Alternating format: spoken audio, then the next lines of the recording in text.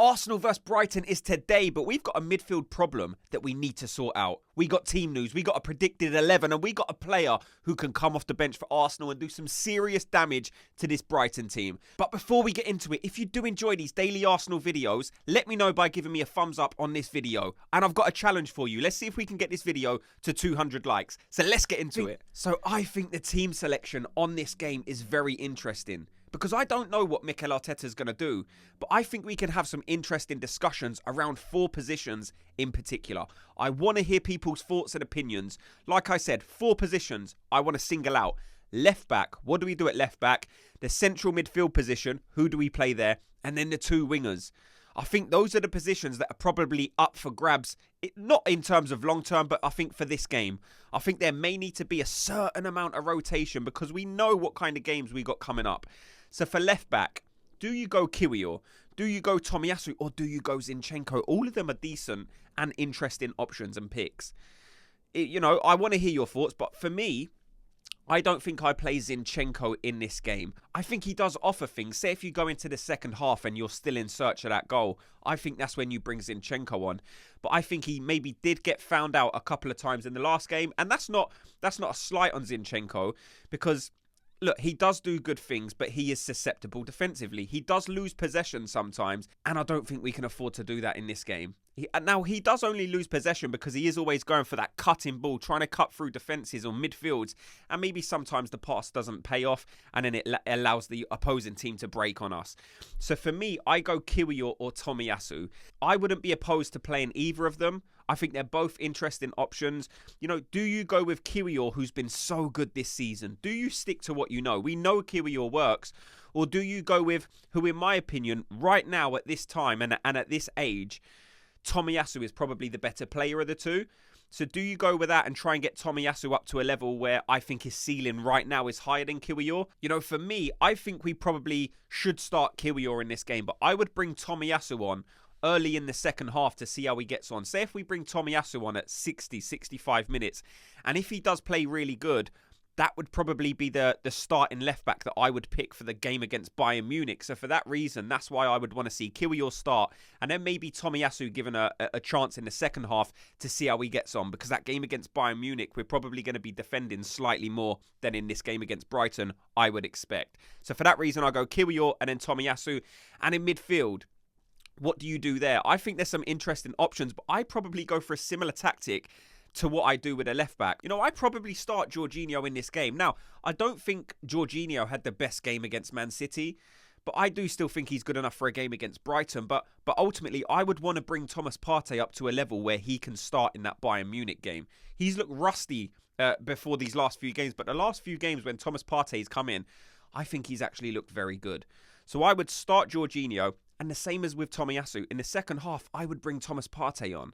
And if he performs, and if he looks like he's at a level where he can really compete and dictate games and look good defensively, I would want to start Reiss, Partey and Odegaard for that game against Bayern Munich, because I think that's our best midfield. Let me know your thoughts on that, if you agree or not. And then you have to move into the wingers. And this is a difficult one, because I think Gabriel Martinelli is going to start on the left. So for me, it's Gabriel Martinelli on the left. Let me know if you would go Trossard or maybe even Jesus, but I would go Martinelli on the left.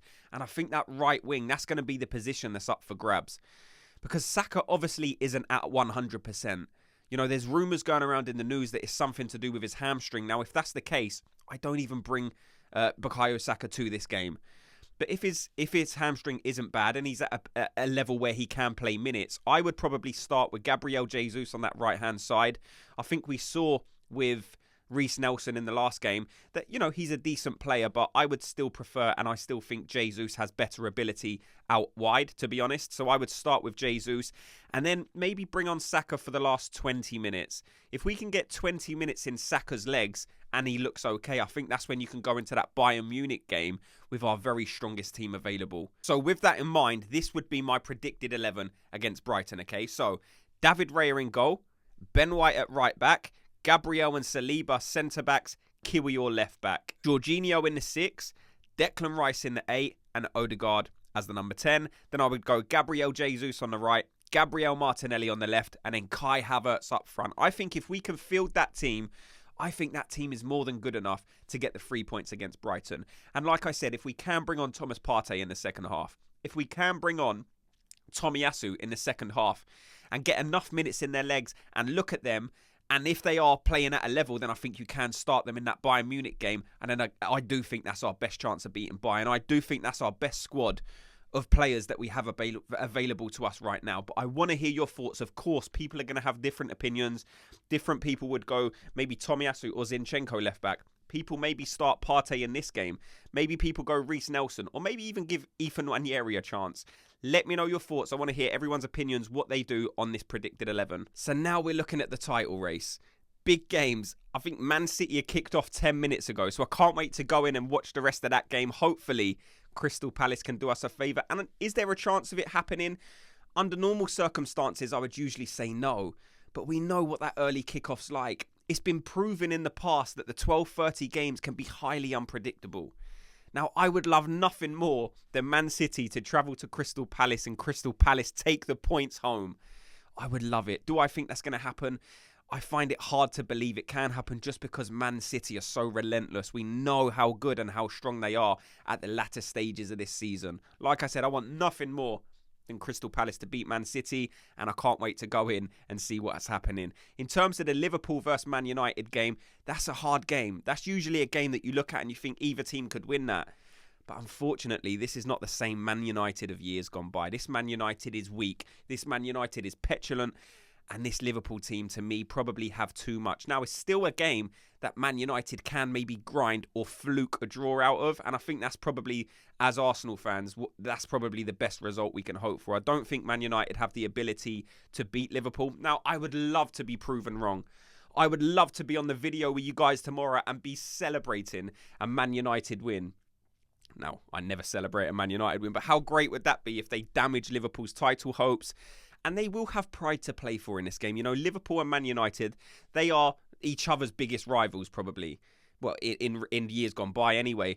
Man City may have changed that narrative, but this is still a massive game. This is still a derby. So I'm hoping Man United can at least get a draw against Liverpool. And then, you know, Arsenal, we have to beat Brighton.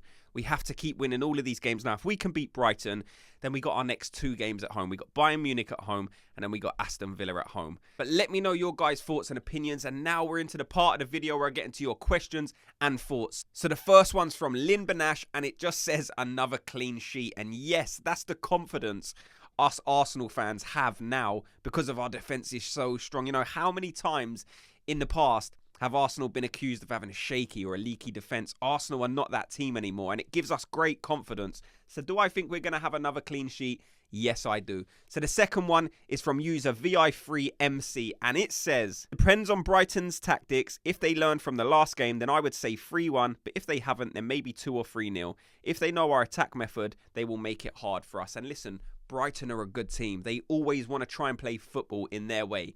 They got a good coach in De Zerbi who has his own ideas and his own print that he wants to try and impose on a game.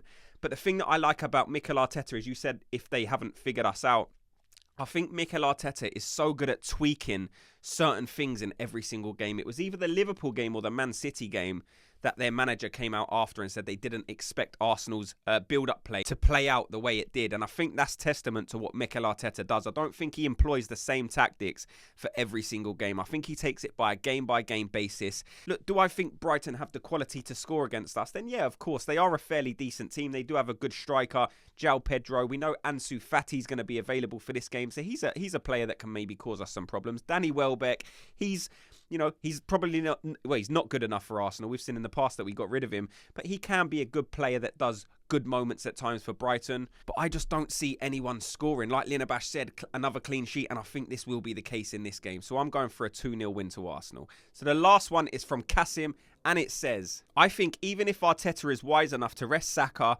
Arsenal should be able to waltz away with maximum points from this quite tricky fixture. Prediction, Gunners 3, Brighton 0. And again, yes, I agree. Even if we do not have Saka in this game, even if we have to rest another player, Arsenal, with the players they have, should be able to turn up to a mid-table Brighton and take the points off them. It's not going to be the end of the world if we don't have Saka available for this fixture. Arsenal should be more than good enough to still go to the Amex Stadium, take the 3 points and come home. And that's exactly what I think is going to happen. Let me know your thoughts on everything you've heard in this video. Thanks so much to everyone for watching and listening. Before you go, though, like I said, let's hit that challenge. 200 likes. Give me a thumbs up. Just like it. And subscribe. And I'll speak to you all in tomorrow's video. Gooners, have a good day.